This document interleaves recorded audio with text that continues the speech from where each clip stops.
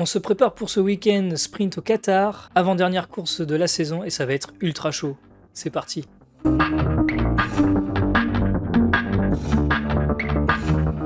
Le Lusail International Circuit fait 5 km 419. Il comporte 16 virages et c'est un tracé rapide et exigeant, conçu pour la vitesse de pointe et la stabilité en course.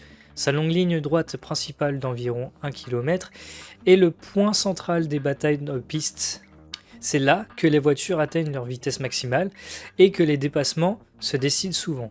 Au niveau des zones DRS, le circuit dispose d'une zone DRS principale sur la longue ligne droite, mais son activation a été ajustée ces dernières années. L'activation a été repoussée après le virage 16, réduisant légèrement sa longueur effective. Cela rend l'usage du DRS ultime, mais moins décisif qu'avant. Là où on pourrait avoir un peu d'action, ce serait déjà le premier virage. On a un gros freinage après la longue ligne droite. C'est d'une zone classique d'attaque au freinage. Sinon, il y a l'enchaînement des virages 6 et 8 dans le secteur 2. Ce sont des zones techniques où une erreur de trajectoire peut coûter cher et offrir une opportunité d'attaque. Dans les virages 14 et 16, entrée de la ligne droite, sortie cruciale pour préparer un dépassement sur la ligne droite. Une bonne traction ici vaut souvent une tentative DRS réussie. Ce qui est important, c'est la combinaison d'une sortie propre du dernier virage et un bon usage du DRS qui reste la clé pour dépasser à Lusail. Pendant la course, l'usure des pneus et l'appui sont très importants. Le tracé sollicite latéralement les gommes et demande un bon compromis entre appui pour les virages et faible traînée pour la ligne droite. Au niveau de l'adhérence, le vent peut apporter du sable sur la piste en journée, modifiant l'adhérence entre les sessions. Attention au FP pour lire la piste rapidement. Les équipes cherchent une voiture stable en entrée de courbe sans sacrifier la vitesse de pointe, en termes de setup.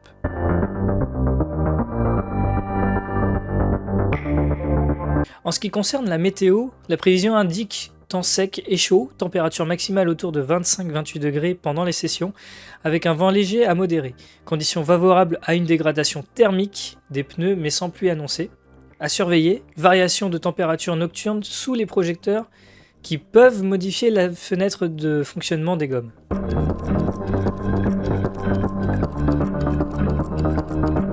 Quelques actus du paddock. Tout d'abord, Pirelli impose un maximum de 25 tours par train de pneus à Lusail. Il y a une limite de stint Pirelli et ça oblige à avoir au moins 2 arrêts et transforme la course en un exercice de gestion stricte des relais et des undercuts. Ça a un impact direct puisque les équipes vont devoir planifier des fenêtres d'attaque très précises et prioriser la fiabilité des relais. Il y a un débat moteur et cost cap sur les récents changements de power unit, sur certains leaders qui ont relancé le débat sur la comptabilisation des moteurs dans le cost cap et sur les failles réglementaires que la FIA doit clarifier. Ça peut influencer les choix stratégiques et les pénalités potentielles en fin de saison. Avec la saison qui se termine, la FIA a intensifié les briefings et la communication sur les procédures pour éviter les décisions surprises en course. Attends-toi à des messages clairs sur les interventions en piste et les limites techniques à respecter. En tout cas, on l'espère. Losail reste une vitrine. Les jeunes qui performent sur ce type de tracé peuvent verrouiller des baquets 2026-2027. On va surveiller les performances en FP et sprint pour repérer les candidats à la promotion, surtout dans la maison Red Bull. Le vent et le sable peuvent modifier l'adhérence entre les sessions. Les équipes qui lisent vite la piste auront un avantage en qualif et en sprint. Et pendant qu'on prépare Lusail, grosse annonce, Adrian Newey, le cerveau derrière les voitures championnes du monde, devient team principal d'Aston Martin dès 2026. Première fois qu'il prend ce rôle, et ça montre que l'équipe veut jouer dans la cour des grands avec les nouvelles règles. Newey, déjà impliqué comme Managing Technical Partner, depuis mars 2025, verra son rôle s'élargir pour guider non seulement la conception, mais aussi les opérations piste.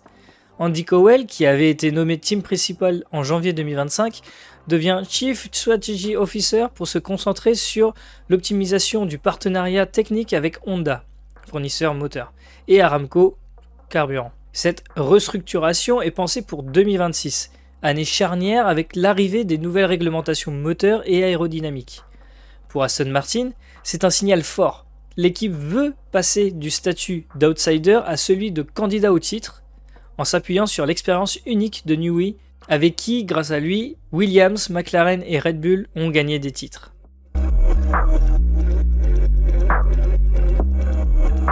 Passons au pronostic. Pour la sprint, je verrai Verstappen en pole et victoire. Il a un moteur récent et les capacités à tout donner sur un relais court. Pour les qualifs de la course principale, je vois bien Piastri pour la pole. L'USAI lui a souvent réussi et la McLaren reste performante sur un tour. Et pour la course, je vois bien Piastri, Verstappen et Antonelli. Piastri pour un réveil décisif, Verstappen toujours menaçant, Antonelli grosse surprise de fin de saison à confirmer. Je sais pas, mais Norris, je sens qu'il va pas supporter la pression et ne pourra pas monter sur le podium.